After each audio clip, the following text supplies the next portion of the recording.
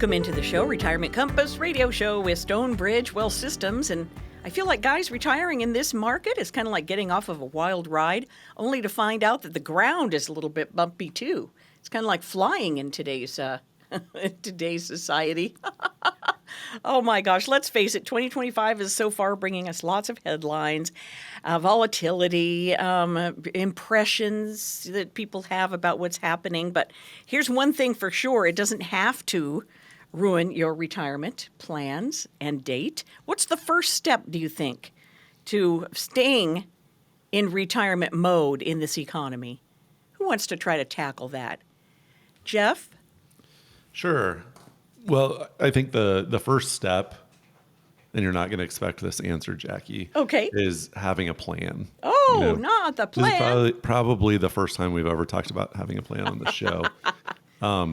But that's the first step. If you don't have a plan, you're sitting in uncertainty. You know, when people come in to our office, it's usually that look of, man, am I going to be okay?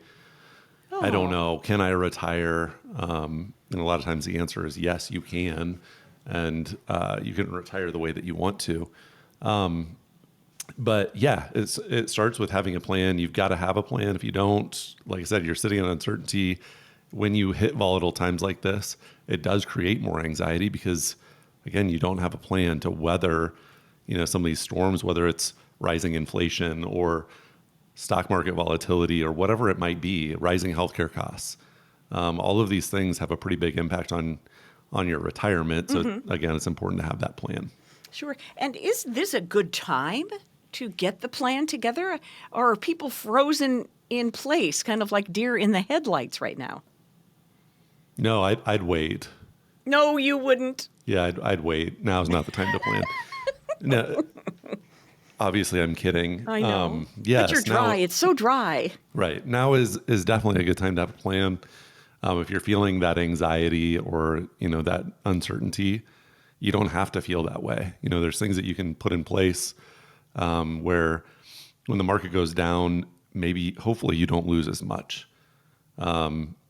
There's things you can do that provide some guarantees where you can't lose money, depending on, risk tolerance and things of that nature. But yeah, having a plan, now is the time. Don't put it off. Don't sit in that uncertainty. Get a plan put together.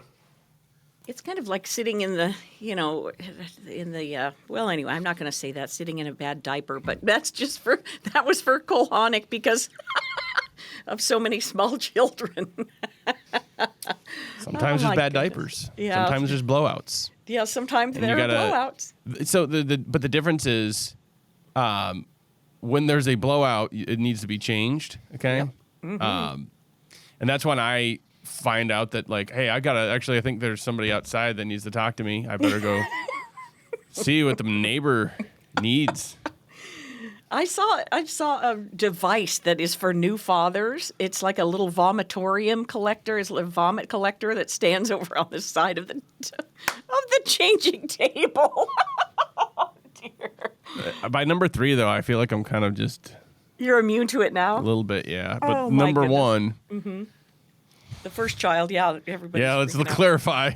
Yeah, you can get a little confusing with the terminology. And some of this stuff, like, it defies physics. Like, how does this go up front? Person, yeah. How is it in your armpits? Right. Yeah, makes sense. How does this happen? How is it That's up quite the your ricochet shoulders? off the diaper. Yeah. It's ridiculous. Oh, gosh. Better you guys than me. All right. So how can retirees protect their lifestyle from these rising costs and things that we're hearing? Death, destruction, tariff, first 100 days, last 100 days, whatever. It's all coming out in the news, and they're trying to whoop us into a frenzy. Whoop them. So I feel like a broken record, and I apologize if our regular listeners are like, that's what he said last week. It's okay. But the reality is we don't need to overcomplicate things. And so there's more things that you can do that'll hurt you than doing nothing, in fact. So, for example, a lot of times we were talking about, if there's some sort of event, let's call it, we need to change, right? Like the baby we were talking about, don't want them marinating. Well, when it comes to your portfolio, if there's an event like, there's announcement of tariffs and there's uncertainty in the market. Or Yes. like just recently, there was announcement that the economy contracted in the first quarter. Right, I saw Well, it's that. an event, right? People think, well, this is an event, so therefore I need to change things. But rarely is that the case. In fact, what we've found and what research shows is that the more people change things, the worse they do. I've mentioned several times on this show that from 1977 to 1990, Peter Lynch ran the Magellan Fund at Fidelity, and he like doubled the returns of the S&P 500. I think his average annualized return, or what we call CAGR, would be like compound annual growth rate, was about 22% per year. And that's outstanding. And it really hasn't been replicated. You know, you can name those famous investors. You think of Warren Buffett, Ray Dalio, Peter Lynch, Bill Miller for a while there with the League of Mason Value Trust. I mean, there's some like, you know, heavyweights when it comes to this field, and there's a reason for it. It's really hard to do consistently. Well, the average investor in his fund, they lost money. Not only did they not do 22%, they actually lost money. Why? Because they were trying to, you know, game the system and figure out, well, there's these events that are happening, so I need to change my strategy. And that again is rarely the case. You just want to design a plan that, you know, has a risk profile that's I would say compatible with your true emotional, you know, level of tolerance for risk. Mm-hmm. And then you just stick with that. You know, are there tweaks that need to be made? Yeah, but usually not wholesale changes. As far as keeping with things like inflation and, you know, the rising cost of healthcare, you name it, I think it's important to keep in mind that that's going to be the case regardless of what's happening. So, like, we didn't start planning for inflation after the, you know, Bureau of Labor statistics came out, or, you know, the data started showing 8-9% inflation. We didn't start including inflation assumptions in our plans after the fact. It's like, no, we guys got to plan for this. When I was a baby, so now taking me back almost 40 years, you could get 2 Whopper meals at Burger King with 2 large shakes, 2 large fries, and it would be like $8.35, right? And today, I gave that example to some clients just last week, and they go, I said, today it's worth $30. And they're like, yeah, exactly. We just came from there. It's across the street, right? Mm-hmm. We just came from there, and it was like $30. And we looked at each other and we said, man, we should have gone to a sit-down restaurant, you know? Like, this feels like this is the price that we used to pay at a quote-unquote sit-down restaurant. Yes. And so, like, you just plan on inflation being part of, you know, your experience going through life. And inflation's not necessarily a bad thing. I know that we think of it as a bad thing, but deflation is usually actually a worse sign. Not always, but usually. Usually if you have deflation, which is like rapidly dropping prices, it's because there's been some sort of economic, you know, catastrophe or event or a really big slowdown. But don't get too wrapped up again in what the media says as far as what's happening. The last thing I'll tell you real quick is just like this GDP thing. I think that there's a lot more to it than just looking at the headline number. It'd be like, you know, if you were analyzing the score of a baseball game, and it was like a lopsided victory for the person that the team that you'd expect to win actually lost. And you're just like, wow, they must be terrible. Well, maybe like 3 of their players were out, right? Because they had, I don't know, froggitis or some disease or some, I don't know. They weren't able to play. So there's more to it than that. And you got to keep in mind that that's really the way it goes with all this stuff. So if what you're looking for is someone to be able to interpret all that data for you and help you stick to a plan and make good decisions, I think you need somebody that's a trusted ally in your corner, and really that's what we're designed to be, is somebody who can help you stick to a good, solid plan that's designed to work in multiple environments. Mm-hmm. Use the phone. Get in touch. Stonebridge Wealth Systems, happy to help you. Across the Midwest, use this one number, 866-295-5146. 866-295-5146. Stonebridge Wealth Systems. You can also see them at stonebridgetaxbill.com. If you want to talk about that in a few minutes, that'll be coming up on the show. But don't leave us now. I've got Tim Kulhanek of the Lincoln office and Jeff Gove, but you have to go to a meeting, don't you, here this morning? So I do. We might see Jeff bouncing off of the broadcast, and that's okay. We understand how that goes. You guys are busy, busy, busy. But he's normally in the Kearney office, also offices in Grand Island and Omaha and. So anyways, we'll be right back. Is your retirement being eaten up by financial termites like hidden fees, inflation, and avoidable taxes? Call today for a complimentary financial review so we can help you root out these retirement killers.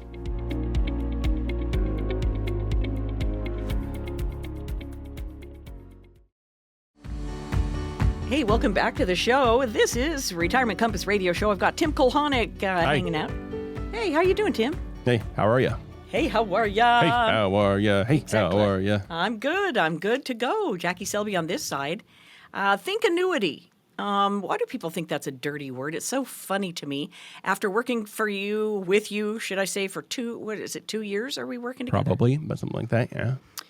And I've learned so much that annuities are very interesting and thought-provoking and can be beneficial investment vehicles, right? Is that safe? Yeah, I think that's fair, is that they are a income production tool, right? Is what they're really... Income production tool. Now you're talking. Yeah, I mean, that's what they were historically designed to do, is Okay. annuities go back to the Roman Empire. Oh. You know, people would give a lump sum amount of money to the government, and then after a period of years, the government would start paying them a fixed amount, right, every single year or every single month. I don't know exactly what the distribution tenor was there, but or frequency was, but then it'd be guaranteed income for the rest of their lives or for a set period of time. You know, it's like the genesis of the annuity. And the idea was security, right? I give the money here, but I don't have to take the risk of trying to invest it and figuring out how much it can grow and whether it'll grow or losing potential principal. And so annuities have been around for a really, really long time. But one of the things that we've been trying to talk about here recently is that in plan, so when I say in plan, I mean IN-PLAN, plan. Yes. So think about like a 401k. Annuities are starting to address the complexity problem because annuities traditionally have been thought of as really complex types of products. And that can be true. Certain types of annuities, I would say, are more complex than others. For example, you could get just a straight fixed annuity. That's probably the most basic type of annuity. And it pays a fixed interest rate, kind of like a CD. It's not the same thing as a CD. It's an insurance product. But, you know, a CD says, hey, we're going to pay you 4.5% for the next 12 months. You can get a bank CD or a brokered CD. With annuities, you can get a fixed annuity where it might be it's 2 years, 3 years, 5 years, whatever the duration is there, or what's called the term. It could be a fixed annuity that has basically like a floating rate to an extent. Like, hey, we're going to base the rate, we're going to anchor it to a market rate. And so it could go up or down over that 5 years. What's more popular in practice is what we call a MYGA, M-Y-G-A, multi-year guaranteed annuity. I like guarantees. Yeah, multi-year guaranteed annuity, right. You get the same rate every single year. So it's like, hey, if I'm going to buy it and it's 5%, I get 5% every year for the term. Now, when we say in plan, this is really expanded with some recent legislation. So, the Secure Act, which was passed in December of 2019, and the Secure 2.0 Act, which was passed a few years later, 3 years later in December of 2022. The insurance industry has really good lobbyists, I guess is one way of putting it. Okay. Really good lobbyists. And so they got some language included in those bills that really opened up the ability for 401ks or 403bs and company employer-based retirement plans to offer annuities to their participants within the plan, right? So, hey, you're approaching retirement and you've got this nest egg. Maybe it's $750,000. It could be $2 million, whatever it is, you could take all or a portion of that and turn it into an income stream that you can't outlive. Now, there's a company we were talking about earlier that's been doing this for years, and it's like they work with a lot of universities, right? TIAA. Oh, okay. And so, like, I don't know. Basically, they call it their traditional balance. So I work with a lot of folks who either work or at one point in time worked at University of Nebraska, could be Lincoln, could be Omaha, could be Kearney, or it could be Southeast Community College, something like that. And they've got funds within this traditional balance. And if TIAA, which is the Teachers Insurance and Annuity Association. Okay. Yeah, something like that. So it's in their name, right? They use an acronym, right, to kind of mask it a little bit. But like that's kind of like their superpowers. Like, hey, we've got this balance that you can turn into an income stream. So where I've seen annuities work really well is in today's landscape, your payout rates are pretty darn high. So like I worked with a client just the other day, and they had money at TIAA, and we decided, you know what, maybe we take a guaranteed payout for at least a portion of this money. Again, the person on the other end of the line at TIAA wanted us to take his entire balance and annuitize it. I don't think that's a good idea because it's an irrevocable decision, and so you can't change your mind, and it eliminates the liquidity feature, right? So like you've got to balance these 3 or 4 different things. Safety, I want my money to be protected from market loss. Income, I got to live on something, right? I don't live on my assets. I live on the income I can generate from those assets. Growth, I got to keep up with inflation. So we were talking about that last segment. But the other is liquidity. Like I need access to money in case of an emergency. I want to go on trips, travel, discretionary types of things, buy a new vehicle every few years.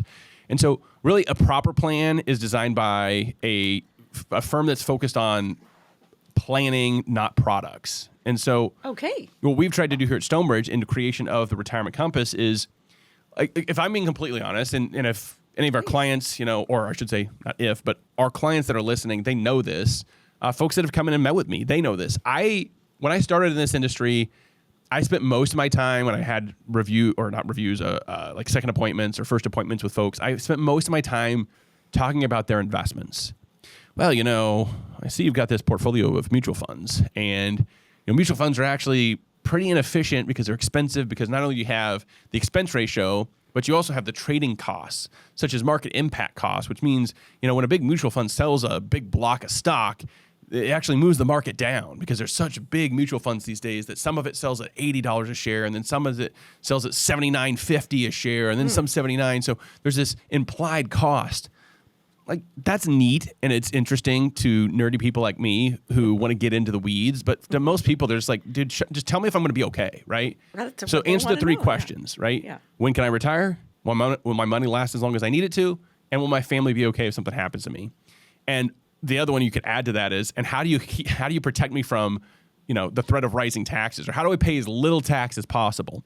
And so during my meetings today, I spend way more time talking about the strategies we're going to implement that are going to answer those 4 questions, that are going to keep more money in their pocket, that's going to avoid catastrophic loss, than I do digging into like the finer points of their, alpha, beta, standard deviation, Sharpe ratios, Sortino ratios, like stuff literally nobody knows what you're talking about, and they're not listening when you talk about those things. Right, their eyes go back in their head. Yeah. And the way this relates to annuities is like, there's like the is-does means test. Well, what is an annuity? Well, it's a contract between you and an insurance company. What does it do? Well, if you put money into an annuity, you could do a single premium annuity where you put one lump sum in. You could be a flexible premium where you put multiple amounts deposited over a period of time. And then at some future date, you can start taking money out. Well, if I put my money into an annuity, what does that mean? Well, the types of annuities we use, which are either fixed or fixed index annuities that are principal protected, so there's your money's secure, your principal's secure in those. What it means is you've shifted the construction and the ultimate outcome of your plan from what we call circumstance-based plan to a choice-based plan. Circumstance-based plan is if everything I have, my ability to go on vacation, to buy that new car, to maintain my golf club membership, all those different things I want to do in retirement.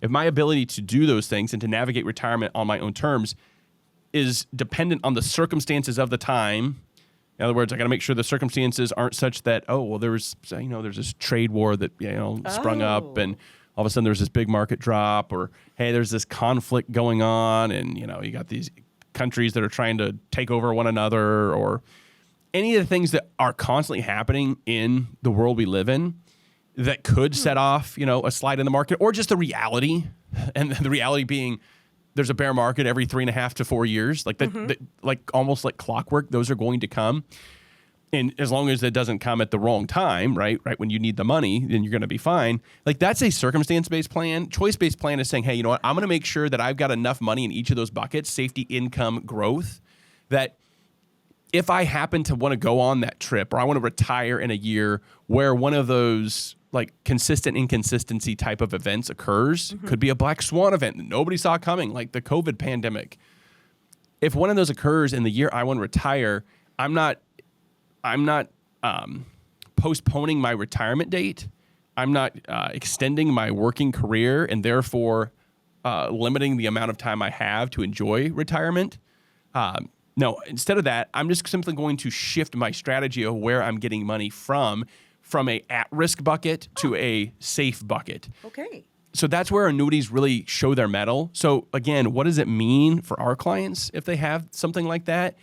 It means peace of mind. It means security. It means that they know that even in the years when the market does go down, because it's not if it does, folks, it's going to happen again. So if you get really worked up over this last, dip in the market that we saw, this pullback of about 20%, like I hope you get used to it because it'll happen again. I promise you.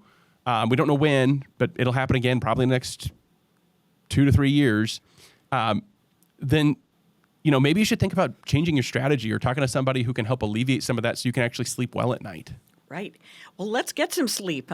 Get the plan together. Talk to someone who does understand that. I like that choice-based plan. 866-295-5146, 866-295-5146. Reach out to Stonebridge Wealth Systems. Say, I need to get an appointment. At least a get-to-know-you session. I think that you'll enjoy that. It's 866-295-5146. As Americans, we strive for better. From a better house to a better career to a better life for our children and grandchildren.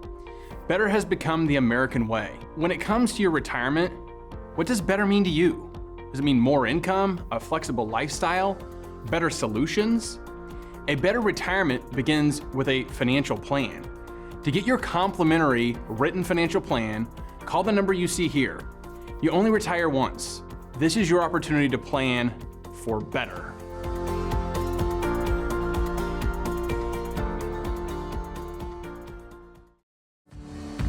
Well, Mr. Kulhanek, I checked and our soil temperatures are just about right.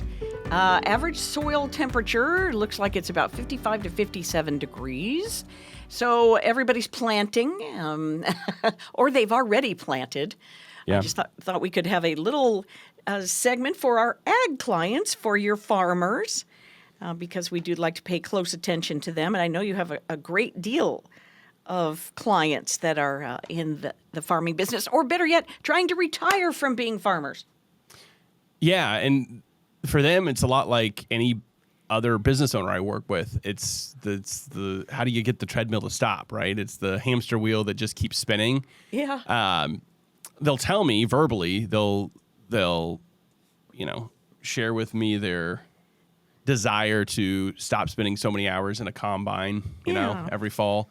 But it's really hard to actually call it quits, And the thing that I think, like with most professions, I think the best way to do it for people who have been, a lot of these people have been farming since they were little kids, right? Yeah. If we're being honest, like it was in their blood.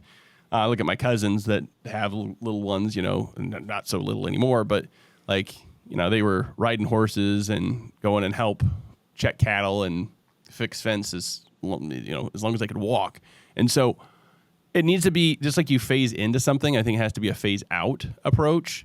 And so especially if you have family, it's nice that if that family wants to farm, it's nice if there's an ability to be like, you know what, over time, let's say it's a 5-year dissolution plan. And this is something that I work with a lot of attorneys and CPAs, kind of our strategic partners, if you will, to establish for our ag clients and other business owners as well, is, well, what is our dissolution plan here? How do we wind this thing down and pass the torch?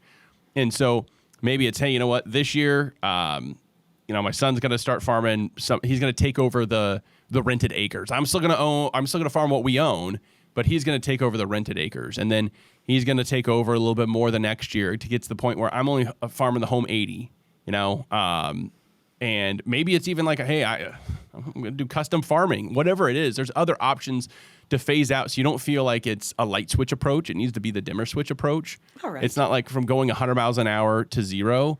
It's like, I'm going to slowly, ease off of the interstate, the off ramp, and cruise into this retirement.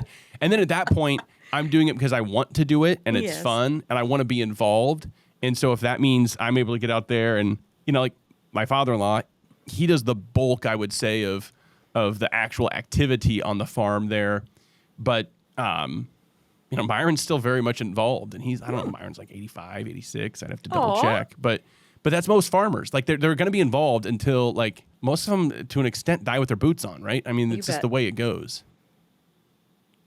That's really cute and interesting. You're so right. Usually they stay around, at least to consult. But you can talk to folks about getting their tax.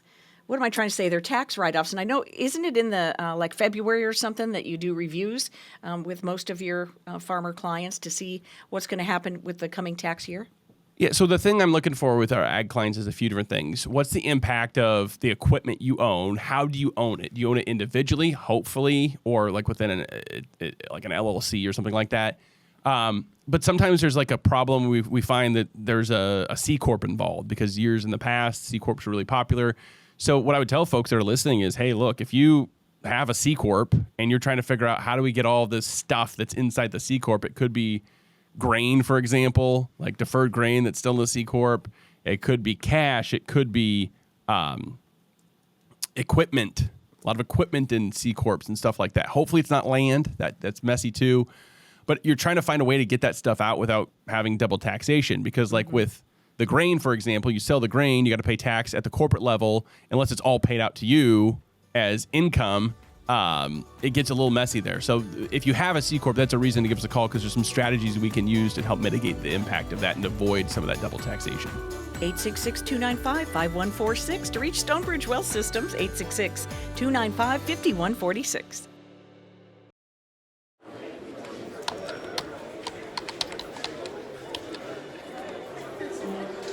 The work never seems to end until the day it finally does. After nearly a lifetime on the job, you should be rewarded for all the time you spent working. Whether that's crossing off items on your bucket list, learning a new passion, or rekindling the love of an old one. After all, life isn't over when you stop working. It's the start of an all-new chapter. The one where you're the writer and you get to choose how your story will go. A way to achieve that is by having a clear financial plan to sustain your golden years. The biggest fear most retirees have is if they'll have enough money to maintain the lifestyle they've always enjoyed. Having a plan to help protect you against the curveballs life often throws will help to maintain your lifestyle. Call today to get your free written financial plan so you may live every day to the fullest and enjoy the retirement of your dreams.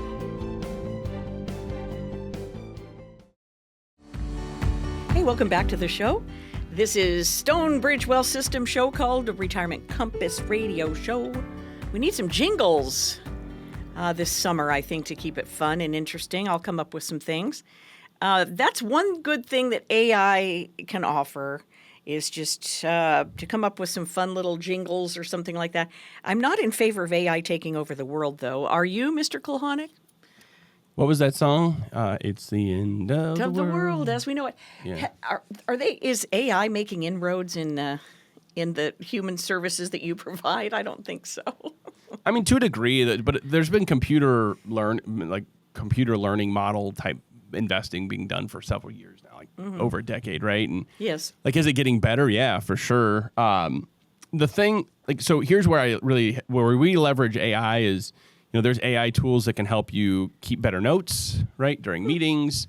There's AI tools that can help kind of refine content, right? Yeah, write letters, yes. Yeah, and like I'm not a big like just let the machine do it. Like I just, Me like neither. Maybe it's just a personal preference, but and maybe part of it's pride. Like I don't want a machine doing all the work for me. So what I typically do is I write all my own stuff, but I know some of our advisors, they'll write what they want to say, but then they'll run it through, analysis tool, a software that'll kind of, hey, you know what, here's a little more eloquent way to say some of these things. Yes. And so that's helpful.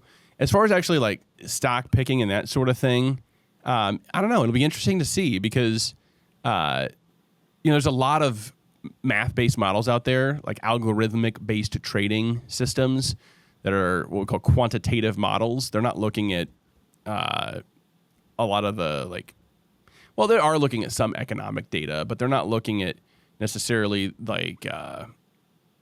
PE ratios or some of the more fundamental analysis, I guess is what we call it.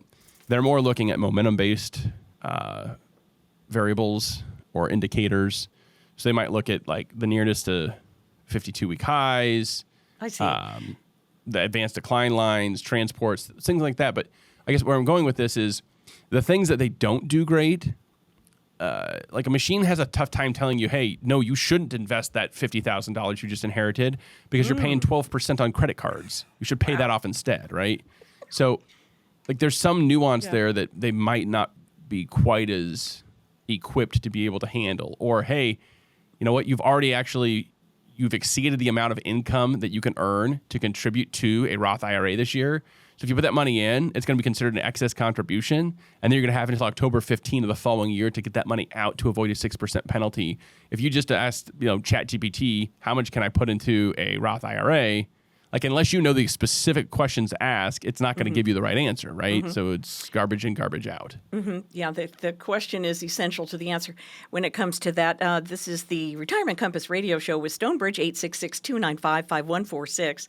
Call and get a human being, 866-295-5146. And that's what you'll get when you use this phone number, by the way. I think of AI a lot of times in terms of robots, Tim. And you know how you see a video of them training robots to do this deployment thing or this war application or something. And yeah, I don't think that those dogs that look like robots are really going to give you any solid, helpful answers in the future. And still, they could probably start shooting some laser at you and cut you in half. But I don't know that they're going to tell you, what proper diversification and whether you should use a core satellite approach or focus more on income or growth or safety. Yeah, I can't imagine them shaking hands with you and it being a warm handshake. I mean, that's way far in the future, maybe. Yeah, we'll see.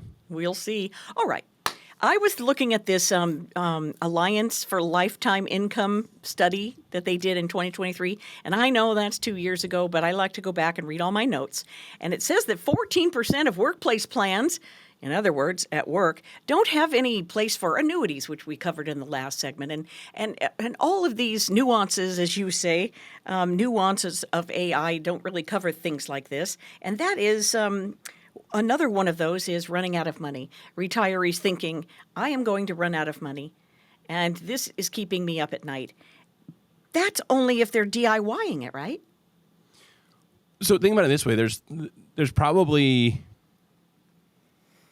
I think more people who are DIYing it probably have that feeling, and it's probably justified because, the average retail investor, in other words, the average DIY investor, gets about half the return of the S&P 500 if they're a stock investor, and less than half of the return of the bond index, the U.S. Aggregate Bond Index, if they're a fixed income investor. And the answer is not really hard to figure out why. It's human behavior, right? It's behavioral finance. And so the main way a financial advisor can help people is protect them from themselves. So if you're looking at so here's the interesting about this fixed income and this guaranteed lifetime income discussion is there's these two camps, and it's pretty tribal. There's the people who hate annuities, the Kinfishers of the world, and say they're terrible. And then there's people who think that they're, the cat's meow, they're the best thing ever, and why wouldn't you put all your money in annuities? And to me, that's too limited of thinking, because when people say, I don't like annuities, well, I think of that the same way as when people say, I don't like the stock market. The stock market has been a phenomenal place to grow wealth.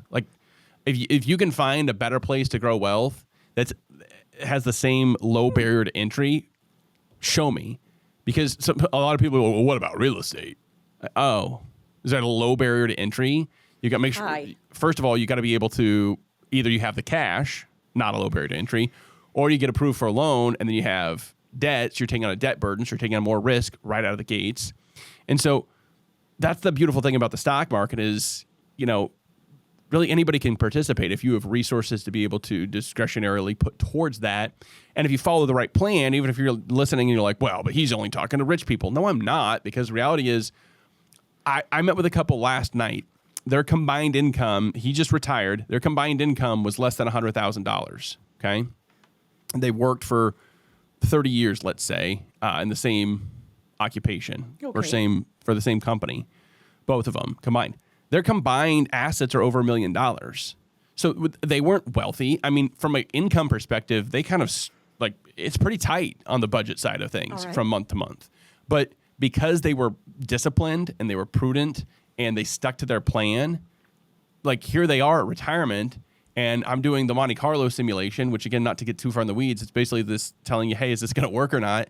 And we're at like 98% probabilities of success because for what they want to do in retirement between Social Security, they might have more income in retirement than they had while they were working, which is kind of crazy to think. Oh, that's crazy. Right? Yeah. But that happens sometimes when you do planning the right way because you were willing to sacrifice maybe lifestyle things over time. It's not that you sat at home and did nothing, but you're like, you know what? I want to make sure that I'm going to be okay later on, that my family's going to be okay. So I'm going to make sure that I get the full match in the 401k, right? That I pay off all my debt so I'm debt free by the time I get to retirement. This seems like it's a Midwestern thing a lot of times. You know, people are pretty frugal by and large, especially, you know, generationally. Don't you think? Yeah, probably. I guess that's where I've grown up here in the central Nebraska. In Lincoln, I grew up. Most of my formative years were in Kearney, but like you said, it's a generalization. But the reality, I think it's just personal responsibility and realize that nobody else is responsible for your retirement. That's on you. And so, if you want to rely on the government for it, then you can live on Social Security and hope that plan, stays in place. But it's going to be pretty tough to do a lot of quote unquote fun discretionary type items just living on Social Security. It was never intended to be the retirement plan. That's not what it was set up for. No, but let's go back to the example of the couple that you're discussing. Sure. They're going to do well in retirement. They're going to, and you talk about this all the time, how much happier people are if they spend the money they've saved, if they have a distribution plan that allows them to live the lifestyle that they choose to live in retirement, right? So the study you were referencing, basically, like I call it a license to spend, because what they found is a lot of people won't spend their money because they have a rational response to the fear of outliving their money, because they say, hey, look, my mom was in her 90s when she passed away. I don't know how long I'm going to live. There's medical advances. I'm really healthy. I could live to 100. So I'm not going to spend my money, or I might need long-term care. So I don't want to spend my money because of that. And they also found that only a third of retirees spend more than what their portfolios were generating. So we're having this discussion about annuities. You could take, just use $100,000 for easy math and put it into an annuity, and it's going to generate, let's say, a payout of around $8,000 a year, $7,000 to $8,000 a year. Well, if your portfolio is only kicking off, let's say, 4% per year, and because for some, I guess, I don't know, it's a psychological type of thing. Yes. You don't want to see the balance dip at all. So you say, okay, well then I'm only going to take that 40,000, or I guess we use 100,000, so that 4,000. Let's use $1 million. That's better. Okay. So 80,000 versus 40,000. If you had guaranteed income, right? It's guaranteed for the rest of your life, your spouse's life. You can never outlive it, and if anything's left over, it goes to your heirs. You don't have that same. Like, you've checked that box. I'm not worried any longer about outliving my money. And so it's not an all or none. I think it's important to split it up. Interestingly enough, Jackie, the group of or demographic people who folks who tend to be most like pro annuity are the academics, right? The folks at the research institutes. Think of like MIT professors, professors at Wharton School, the business college, the most prestigious business school in the United States. They're very big advocates, many of them, of annuities because they have done the math on it, right? And they realize that, like, hey, if I make it to 65, there's probably a pretty good chance, at least a 30% chance, that either my wife or I make it into our 90s. Mm-hmm. And if we retired at 62, that's at least 30 years of income. And if I take mathematically here, if I take 8% per year from my portfolio, and I've got a modern aggressive approach, like, there's probably about a 67% chance I'm going to run out of money before I run out of life. So maybe I'm going to insure that risk so I can have that peace of mind of financial security of that guaranteed income for life with a piece of my money. And this is the key, is like, there's advisors out there who are on both sides of this. There's the fee only who say don't touch insurance products, and then there's insurance only who say stay out of the stock market. And then tell you the horror stories about people who tried to retire in 2009 after the great financial crisis. Like, why not have a little bit of like I don't know, a spot in the middle and some nuance to the discussion, and realize that we can tailor a strategy. If you don't like annuities, fine, but we're kind of product agnostic. We want to make sure that we design a plan that's going to work for you, and that's what we'll do when you give us a call. 866-295-5146. 866-295-5146. Call Stonebridge. Did you ever think your retirement would be shared with our government? It's true. Your traditional 401k, IRA, pension, or similar retirement accounts are like a partnership with the IRS. Simply put, they want their tax dollars, and you have them. With our latest tax calculator, you can plug in your own numbers while sitting at home. To find out what your future tax liability could be, scan the QR code or go to stonebridgetaxbill.com.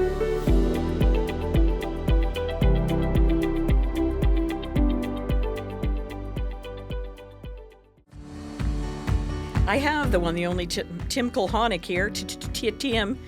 This is Retirement Compass Radio Show with Stonebridge Wealth Systems. Reachable on the 866 number we give out multiple times during the show. Happy to do that for you, though, in case you haven't caught it. 866-295-5146. 866-295-5146. All right, Tim, are you buckled in and ready for some questions? Mm-hmm. Yes. All right. We have some folks that are living on a fixed income, and they've noticed the grocery bills climbing, of course, because of what they're watching on TV, unfortunately. Tariffs, they're worried about imported goods. They're wondering how much of their retirement budget should be adjusted for trade-related price swings. Well, I think the first thing you have to do is... Go ahead, yeah. Yeah, you have to go down to the ports and monitor traffic, talk to the longshoremen, right? Yeah. So, oh my goodness. I'm going to go back to what I said earlier in the show, and what I said was, hey, you got to plan for inflation, not at specific moments. Like, there's no inflation detector. Like, well, I'm feeling, lick my finger and put it in the air to see if there's higher or lower degrees of inflation. They're going to have inflation. And everyone has, here's what I tell you about inflation, is everyone has a different inflation rate. Like the government's numbers, that's just kind of like taking a basket of goods that they think generally applies, but it's not universal, and it's not specific to your unique financial situation, and it's not specific to your unique geographic location, because inflation could be higher in some parts of the country than others, right? Certain policies at the state and local level can have a different impact on your, perceived or experienced inflation rate. So, for example, if you look at how they calculate the Bureau of Labor Statistics, I think it's the BLS that does the inflation rate. I can't remember off the top of my head, but the government, let's say, does the inflation rate. Essentially, they're looking primarily at housing. So housing is like 40% of the calculation, and then it's split out between other goods. It could be food. It depends on what you're using. You use core CPI. Is going to strip out like food and energy prices, I think it is. But the bottom line is, if you're not if you own your home, and you're not having to pay 7% mortgage interest rates, like that doesn't actually really apply to you, right? Because everything's paid off. Now, you still have to kind of rent your home from the county. In Nebraska, we've got what a lot of people would refer to as excessive property taxes. It's higher than any of the surrounding states, the effective rate on our property taxes, by a long shot. But the reality is inflation is just part of being alive. I give you the example of the 2 Whopper meals, 2 large vanilla shakes, and 2 large fries earlier, and it's gone up. The dollar amount is kind of alarming. It's like it's tripled roughly, but that's over 39 years. So that's true. If you actually calculate the effective rate per year, it's just like, oh, okay. Like, that's shocking, but it's like 4% a year, so or 3% a year, somewhere between there. So the reality is, if you look at the compound annual growth rate of it, inflation is just part of what you have to manage throughout your retirement. So is there anything specific you should be doing? No, just make sure that you're not letting, like what a lot of people will do is they'll get scared during an environment like this, and then they end up with what we call lazy money. And so, well, Tim, what is lazy money? it's not uncommon for people to come in and, there's right now in the United States, there's over $7 trillion sitting in money market, U.S. denominated money market funds. Now, the good news is money market funds, for the most part, are paying pretty good interest right now. They're paying at least 4%. But that could change. And like 3 years ago, that was not the case at all. 3 years ago, those were paying, 2% maybe, so half of what they're paying now. And so that money didn't just show up. Like, has it gone up? A lot, by a few trillion. But there was already several $1 trillion just sitting there in money market accounts, probably paying, making around 1.5% to 2% for a long period of time. Wow, that's disrespecting it, right? Yeah, I call it losing money safely, because that's what inflation is, eroding your purchasing power. So, again, not to beat a dead horse, but you've got a plan for inflation throughout retirement. What we do here at Stonebridge is we use some sophisticated planning software that kind of assists us with illustrating inflation, focusing especially on the impact of healthcare costs. So, like right now, the median price that you'd pay, annual cost for in-home care in the United States, is around like $73,000 per person. Okay, that's the median. So, half people pay more, half people pay less, right? If you inflate that at 5% per year, and you're, let's say, in your 50s right now, like, it's crazy, but you could be paying like $400,000 a year for long-term care in your 90s. And so you start trying to wrap your head around that, and people realize that I better have a plan to contend with inflation, especially as it pertains to healthcare, because those costs are so monumental. That's one of the things that's why it's part of the retirement compass: income, investment, tax, healthcare, legacy. Is how can we plan for this thing that statistically is, it's better than a coin flip's chance I'm going to need some sort of assistance at some point in my life. You bet. And here's the number to reach out, speak to a member of the team, 866-295-5146. Call Stonebridge, 866-295-5146. That's a really good point. Instead of just, clipping coupons and having tuna fish for lunch and crackers the rest of your retirement, maybe these things that Tim has mentioned could apply to you. All right, here we go with a couple who retired 2 years ago, and they had planned to withdraw about 4% from their portfolio annually. That sounds like a DIY situation to me. Anyway, with equities down and so on, how do people navigate the market? Again, this is where a strategic plan is so critical. So I had a client ask this the other day, because, she's only in her 40s, but she's got a situation where she's a single mom. She's got 2 kids, both in college now. And she's like, Tim, how am I supposed to navigate this? I got this brokerage account. I saw on the news that the market went way down. I don't want to lose all my money. I don't want to have to pull the money out after I've lost a bunch of money. How do we negotiate this whole experience? And I said, well, it's a really good question, and I'm glad that you you reached out to me to discuss it. And then I just hopped on a quick Zoom meeting with her, and I said, here's the thing, because I knew when I set up your plan that you had some near-term, expenses that were going to be coming up. Mm-hmm. I made sure that we had buckets. So think of you could call it safety, income, growth. I like talking about different types of buckets. You could call it bucket 1, 2, and 3. So bucket 1 is near term, year 0. So now for the next 2 years. And then bucket 2 could be, for her, there should be a gap after the kids are done with college in the next, they got 3 years probably left.